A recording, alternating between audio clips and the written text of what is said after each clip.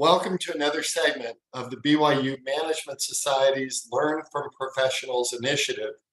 Our goal is to provide guidance to young adults that are either exploring various career paths or they are ready to jumpstart a career.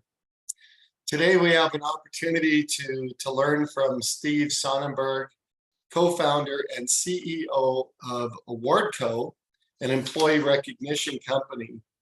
So Awardco is the fastest growing rewards and recognition company in the world. Steve has started several companies in his professional career and has gone from the lows of experiencing bankruptcy to the highs of Awardco, where he's led the largest Series A round of funding in HR SaaS history, and where Awardco received a $900 million valuation. Steve has received many accolades, including Entrepreneur of the Year in 2022, and was inducted into the BusinessQ Hall of Fame by Utah Valley Business Magazine. So welcome, Steve. We appreciate your willingness to share your expertise with our viewers. It's a pleasure. Yeah, it's good to be with you, Scott. Thank you. So Steve, tell us a little bit about what gave you that entrepreneurial spirit? What made you want to create new companies and run those companies? Good question. I would say it's in my blood. I watched my father run his own business. I grew up in the Chicagoland area, and he was a recognition consultant for companies out there. And he was my inspiration. He was very successful. He did well. He kind of did what he wanted. And that's kind of like the dream, right? Everyone's like, I want to work for myself because I can do what I want. That's what, if you don't know much about entrepreneurship, that's what you think it's like, and it's not, right? But he was my inspiration. And probably also because growing up in the Chicago area, he did the 6 Chicago Bulls championship rings. And, so during that Michael Jordan 90s Bulls era, I was along the ride being like, oh, I want to do what my dad does. And I want to help companies, and I want to do recognition and help them with the things that he did. So he was kind of my inspiration early on. Nice. So Steve, obviously you're highly successful. What do you believe has helped you to become so successful in business? Good question. I would say I am passionate about the direction I go. And that passion, you need to have it. And so when I believe something, I call myself almost a naive entrepreneur. And I get very passionate about something. But here's the trick. Not only am I passionate about something, but I'm also equally willing to change course really quickly. And so that's been an important part of my success, because when I first founded Awardco, at first it wasn't going to be what it is today. I was going to do rings and lapel pins and plaques, and I was going to sell championship rings to professional sports teams, because that's what my dad did. And then that wasn't going anywhere. So then I quickly pivoted and I said, you know what? Awardco is going to be the Costco of rewards and recognition. I wanted to charge everyone a membership fee, and I was going to give them all plaques and rings at wholesale prices. I thought it was a brilliant idea. I thought it was going to be so successful. Didn't go anywhere. And then third, I pivoted and I finally found I wanted to create the Amazon-like experience for rewards and recognition. I was able to integrate with all of Amazon and bring that into my platform. And that's what took off. So again, you got to be passionate about something, and you got to be willing to change course, fail fast, change course. And you have to be okay with that. Okay. So definitely Awardco has been successful, but has your career always been in an upward trajectory, or have you had to overcome obstacles? Yes, you have to overcome obstacles. I've had to overcome some of the biggest that I've ever heard about. And let me kind of elaborate. When I founded Awardco in 2011, I was actually a founder of another company that had 200 plus employees. And it was very successful. We helped people sell products online. We helped people find wholesalers and I started this was back when I was actually in college in 2000. I helped people create websites, find wholesalers and sell them online. I've even created eBay analytical tools where people at that time, eBay was really popular and people wanted to sell products online. And I created an analytical tool that gave people the information and a dashboard of when they should list the item, for what price, what keywords they should have. Now, in 2011, I had 200 employees. It was going really well. It was a multi-million-dollar company. It came crashing down. I found myself in the middle of a lawsuit that was $150 million that was brought on by the FTC. And I was like, wait, what? I was shocked. Like it was kind of an interesting story. I was out in Hawaii. I splurged. We got this house for a couple of weeks and I was literally on the Nepali coastline sailing all day. And I get a phone call from my business partner that says, you better get to the bank because all my assets are frozen. We're being sued by the FTC. And I'm just like, what is going on?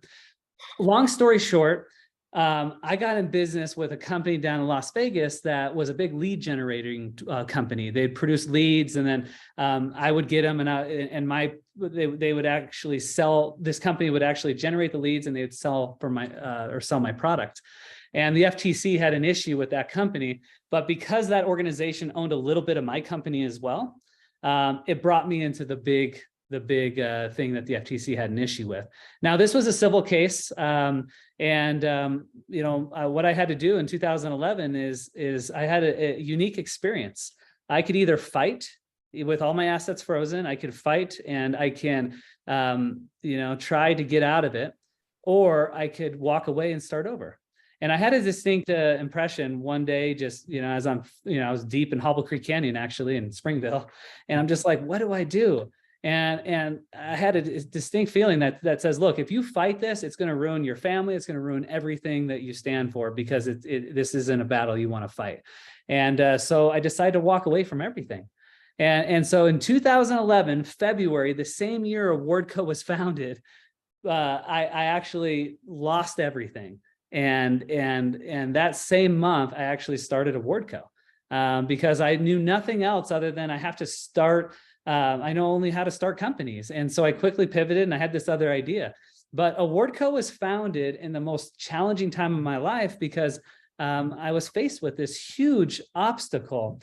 And, so I did. I settled and I walked away from everything. And what it meant is I'll never, get into that industry again. And I need to walk away from all my assets. So I had no reserves. They took everything. And so that was the most challenging time of my life. But also, if it didn't happen, I would never have founded Awardco because I was happy. I was doing well in this other industry. And so I look back and I'm so grateful for it because I learned that even in the hardest times, you can succeed. There's always a way. And so that's one that comes to mind. There's a lot more details I can share, but for the sake of time, that's the cliff notes. That's what happened. And that's when Awardco was founded at that tough time. So Steve, when you go through an event like that, obviously it's very stressful. Sure. How did you cope with the stress? What are the things that you did to deal with the stress? Yeah, good question. Luckily, I had a loving wife who was my champion, who stood by my side because I was a wreck. I was like, I failed. I have no reserves. In fact, all of it is taken from me. What do I do? So I had someone that stood by my side. So that's number one. Marry someone who will be able to go through those trials with you and not focus on the negative. There's always something good in something so terrible that could be happening to you. And so the mindset is you need a positive mindset. And luckily, my mother is the most optimistic person in the world. I have learned from her, and I kept a positive mindset, saying, "Look, I'm in my late 20s. I could do this again." And look at this as an opportunity that a door closed in an industry that was hard, and there were some bad actors in that industry. And let's open up a new opportunity it's ironically that I founded a company that just focuses on the good, recognition. And so that positive mindset is one of the things that I had to work on And even when I was starting the company and it was so hard at first, I would always come home and tell my wife that it was great, that I had these great experiences, even though it wasn't. It was almost like mentally I'm trying to train myself that no, things are good, so that positive mindset was extremely important to have. Oh, that's terrific. I've been through some stressful times in my life too, and I know how important it is to have that great spouse there right by your side, giving you encouragement. Yeah. So Steve, tell us a little bit about your formal and your informal education. And is your education a one-time thing, or is it a lifetime of learning? Definitely is a lifetime of learning, but formal, I graduated from Utah Valley University, and it was a CS degree in information technology. So definitely more technical. And that company I mentioned that was eventually sued by the FTC, that was one of the companies I started while I was a junior in college. And it quickly became a multi-million-dollar company while I was a junior in college. In fact, I didn't want to finish. But my wife, bless her, she was like, you have to finish. And so I did. And but I'm so grateful I did, because I just shared this traumatic experience that happened in 2011. At the same time I founded Awardco, it didn't take off until 2015. So I had to get a job in the middle of that. And I got a job at Qualtrics. A lot of people at BYU, in Utah know about Qualtrics. And I would never have gotten that job if I didn't have the degree I had, because the position required a full-time degree. Sure. So I got a degree from Utah Valley. Was I a scholar? Was I the smartest person? No, I am not. I'm actually, I'm very creative. I was like, hey, what's the passing grade? Okay, let me get that and then move on. You know what I mean? Because I was starting companies on the side. You were efficient. Yeah, that's right. And so I was glad to be done with school. It was good to check that off, because graduating was showing the world that I can start and finish something. And so it was important to me to graduate and to have the support of my wife. So that was my formal education. Now, from that point on, it's the typical reading books here and there. It's some podcasts. It's a lot of it, though, is just my education is rolling up my sleeves, doing something, beginning an idea, and learning in that idea. Like, I wouldn't call myself I don't read a ton of business books, because it's kind of funny. Ironically, I'm like, oh, I'm wasting time. I want to do something with one of my ideas that I have and learn through experience, because I'm a big believer, you fail, succeed. Fail, succeed. And so a lot of my education now is actually taking the step that people don't like to take, getting uncomfortable and learning along the way. That's interesting. So, Steve, what do you consider to be the most important rewards and challenges of being an entrepreneur, business owner? Good question. Reward and challenges. I would say reward, since I think big. I don't like to be, I had a hard time actually working for a company, because I felt like I was in a box. And so the reward is the possibility that you can become one of the biggest companies in the world. I believe that with Awardco, with what we're doing and how we're growing and the speed that we're growing, I believe that we're becoming one of the largest marketplaces in the world. That's the reward, that there's no ceiling. And that's a huge reward. I would say a second reward would be, you have the ability to create a career that aligns with your own values. And that would be a second reward, because you founded a company. I absolutely love our values of recognizing the good, be even better, and do great things. And I love instilling that within my employees, and creating a sense of belonging here at Awardco. And that's a huge reward, to be able to control that. Those are two things that come to mind. And I would say challenges, at least for me, was taking care of myself. Because I'm all in on my companies, sometimes I neglect myself, whether it's working out, whether it's doing the little things, it's reading the scriptures, it's saying your prayers, all the little things. You can get so caught up in your business that you neglect yourself. Even I remember times where I'm like, oh man, I forgot to file my taxes. and you know, and I've talked to many entrepreneurs, and that's a common trait I have learned is when you go all in, sometimes you forget about yourself. And so that's one of the biggest challenges is don't forget about you and take care of you, because it'll catch up with you. Mhm. That balance, that's what's important. It is. Steve, you're in touch with a lot of entrepreneurs, a lot of other entrepreneurs, a lot of very successful people. Can you tell me, what do you consider to be the characteristics of the best entrepreneurs? A good question. Characteristics of some of the best entrepreneurs. I mean, the number one, I wrote a big article on this, is number one is curiosity. They're curious people. They want to challenge the status quo, and they want to find new things. And so I would say curiosity is number one. Being curious. I would say the second is, the passion.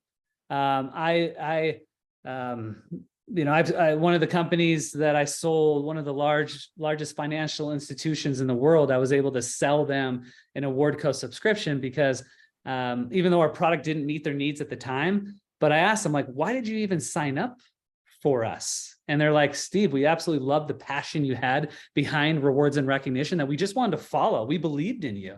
And so you need to be a passionate leader because it's contagious. Mm-hmm. If you don't have the passion, people don't want to follow you. That's what I've learned. Sure. I talked a little bit about it earlier in our conversation, is to embrace change. That's another characteristic. I kind of shared that story of how Awardco took a couple times to become Awardco, of where we integrate with Amazon and do all that. I had to take that first step, and a lot of entrepreneurs need to do that. They have an idea. Don't be married to the idea. Take the first step, because that's where you're going to learn. Is it good? Is it bad? Or how do you improve it? And then take another step. And you just keep taking those steps until you get it right. And so that'd be a third thing that kind of comes to mind. And with that comes fail fast. I'm a big believer in that. So when you do something, make sure if you fail fast. Don't drag it on. A lot of people, that's where a lot of entrepreneurs get stuck. They're like, hey, I believe this is right. And they just drag it on forever until they're done. So that's important, to fail fast. Just in this interview, I can see the passion that you have for Awardco and the work that you do. And so some of our viewers they've already figured out what they want to do in life. They want to be an entrepreneur. They want to move ahead. Others are trying to find their way. They haven't settled on a career path. So if you haven't settled and you're curious about various career paths, what advice would you give to them? Yeah, good question. So what advice would I give people that haven't settled on their career? Well, that was kind of me when I first started. I actually knew I wanted to be an entrepreneur, but I knew I needed to have a technology background. So that's why I went into a CS degree. I didn't want to go in the entrepreneurship program because I'm like, I am an entrepreneur. I wanted to, learn some additional skill sets that I didn't have. And so that would be one, is if you want to be creative and innovative, a CS type degree is really cool to explore. That would be one recommendation that I did, that I would actually recommend, because I think it's, you never know where you'll lead. You'll network, you'll meet people that are innovative as well. So that's one thing I would do. Second is, get a job. I loved working at Qualtrics, and I learned that it's much more than a survey company. It's a lot cooler than just a survey company. And so I got to learn about what a SaaS company does, and do I want to be involved with that? So getting a job and just putting yourself out there is a second thing that will help kind of form what you want to do. Okay. So experiencing, trying things out, trying different careers out. Yeah. So, Steve, you mentioned networking. Yeah. So, how important is networking to an entrepreneur to starting a company and then running that company and making that company successful? And then also, how do you network? Yeah. So how important is networking?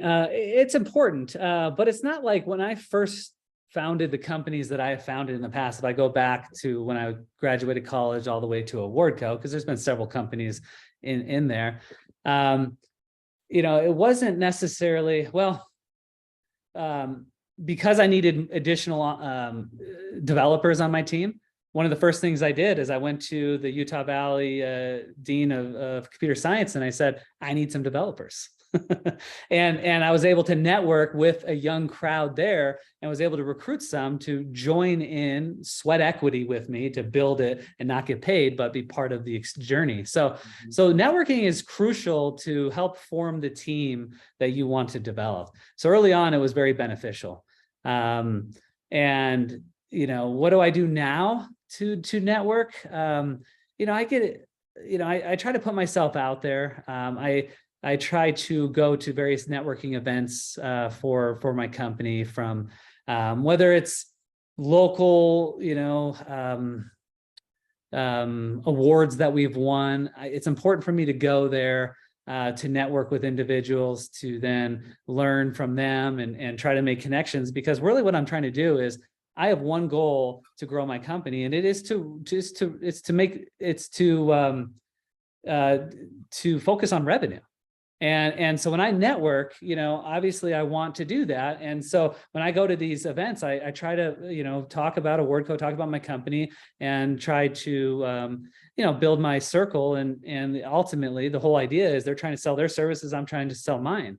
And so networking is extremely important, but it's not everything. It's not like you have to network to begin. I use networking to build my team early on, and I use networking to sell. And I'm fortunate to have my company grow at the pace to be invited to a lot of unique networking events. And I always make it a point to go because I have a little bit of FOMO, fear of missing out.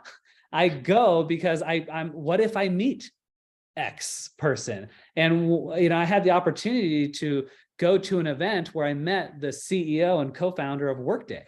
And if I didn't go, then I never would have had that opportunity. So I try to go and don't miss out on those opportunities, even though it's not like my favorite thing. It isn't. I mean, I think a lot of us are naturally introverts and don't want to put ourselves out there. And so, I definitely, I think networking is important to form your team and to drive sales. Steve, the motto of the BYU Management Society is growing moral and ethical leadership throughout the world, or around the world. Can you talk to me about the importance of integrity in doing business? Yeah. If you have no integrity, then you can't lead a company to success. In order to be a leader, you have to have integrity. And when I had my dramatic experience back in 2011, I had to do a soul searching. I had to say, is it me? Am I a bad person? This sounds terrible. Wait, the FTC is coming. Like, do I have no integrity? Like, that was a hard thing because I was really concerned, because I knew if I didn't have integrity, there's no way I could rebound from this. So integrity is extremely important that you have. And it's the only way to be a leader, and people have to know that you have integrity, because if not, they won't follow you. And so, integrity is one of the most important attributes you need to have as an individual. I love that it is core to what you just mentioned. So how do you, as a CEO, how do you develop integrity within your company? Good question. One of the ways that I develop integrity is, they'll know that early on, I try to get to know everyone. I try to learn from them. I try to practice what I preach. I recognize them for their efforts on a daily basis. I actually schedule time in my calendar to set aside time to recognize, because that builds a connection amongst people. And especially as we've grown, I recognize people that I don't know. And I feel like in order for me to build and have integrity, one of the ways I did that was to show appreciation and recognition to the people I work with. And so that was one way that I actually do that right now within my organization is to recognize. Because when you do that, it knocks down the barriers. It creates a sense of belonging and connection.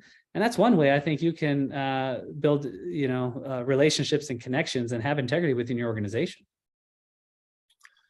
Steve, we all know business leaders, successful business people that have done very, very well, but have flamed out.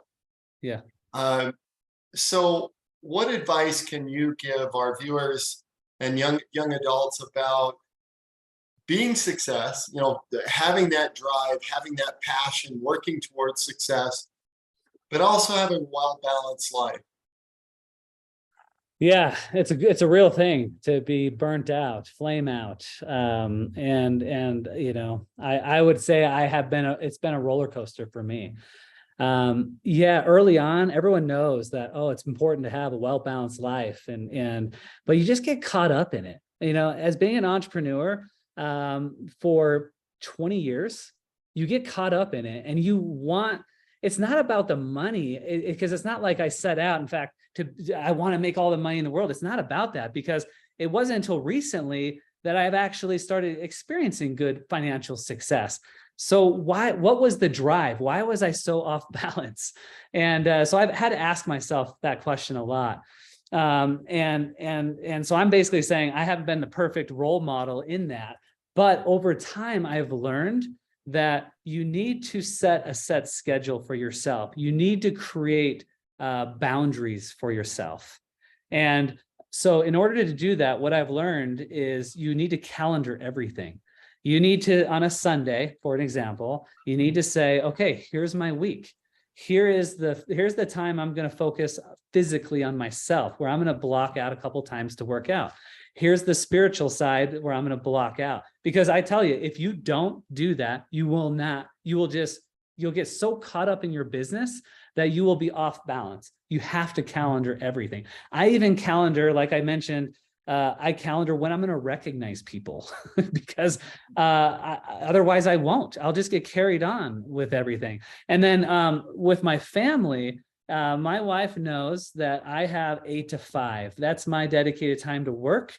And so I calendar that out. That's where I'm going to work, and I'm going to leave and go home. I'm going to be present at home and go to my kids' sporting events. And so the key to me was to calendar everything. And if you don't, your business will steamroll over you. And all of a sudden you'll look up 5 years later and you could be in a divorce. You could have no connection with your kids. It's so important to calendar everything. So that's, to me, how you balance your life.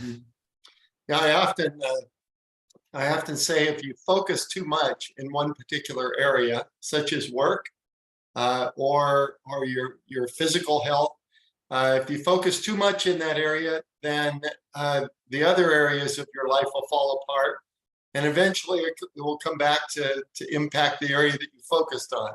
Yeah, exactly. I agree.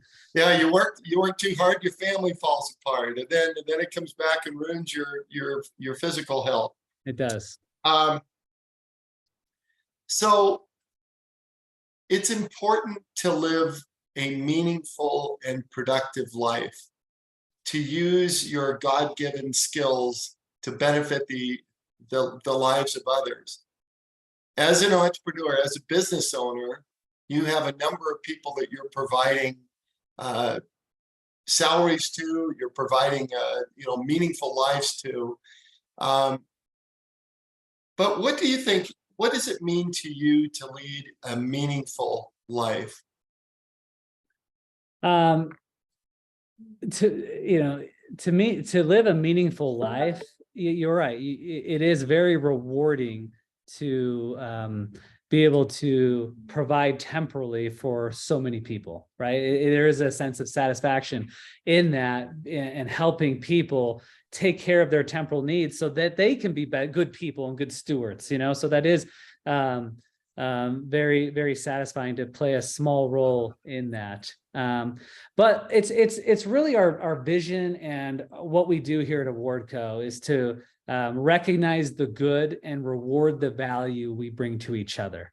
And so in order to create or to live a meaningful life, that's my motto, to recognize the good. In fact, if you were to go to the front of our office right now, we have a flag that's flying, this black flag with this word recognize in there. I put a stamp here. This is our building. If you enter this building, you are one who recognizes the good. And so to me, in order to live a meaningful life for my employees and for me myself, is to have that motto, to recognize the good in everything we do, and also to recognize that at times we fall short, that there are shortcomings, that we need to be better, we need to level up. And I think that one word is one of the most important words that I live by right now, is to recognize the good, the bad. How do you improve? And so I try to instill that with my employees, with myself. And if I do that, if I live a life where I'm recognizing the good on a daily basis, I think I'm going to live a pretty meaningful life, because it's the lens that I want to live by. Because face it, there's a lot of people that have a negative mindset out there, and you don't want to be around those people. And so if I can help people have that positive mindset and recognize the good in even the worst situations, then I feel pretty good about that. I like that. Steve, closing comments. Can you tell us, we've got young adults that are out there from all over the world that are listening to your comments and watching you. What other advice would you like to give them about finding success in life? Well, closing comments would be, I appreciated Jeff Bezos's last letter to his shareholders.